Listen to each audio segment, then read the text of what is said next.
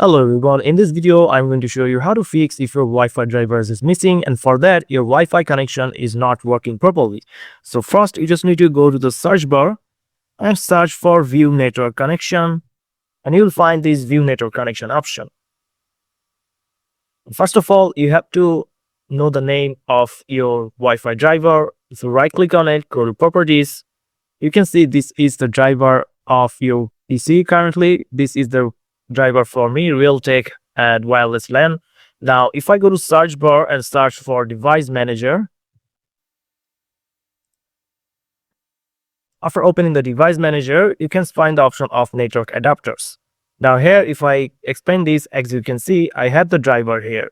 But for some reason, if you don't have your driver here and also you have the driver here, but it's not working properly, maybe some of the drivers are disabled right now. Like if your any Wi-Fi drivers is disabled from here, you will find this logo here, as you can see, down option. As you can see, there's a down arrow. Right click on it and enable the device. Sometimes this also fix your issue. And if your Wi-Fi drivers is not showing here and it's not disabled, just go to this view option and click on this show hidden device. Now we can find your Wi-Fi drivers from here.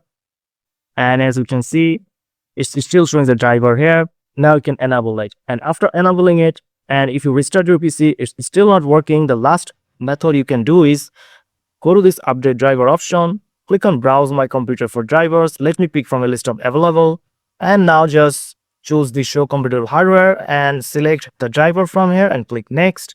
It will automatically reinstall the latest driver from your PC, and it's going to show that Windows has successfully updated drivers. Now you just need to close it and restart your PC, and hopefully it will fix the problem of Windows 11 missing drivers. So if you found this video helpful, please subscribe, and thank you for watching.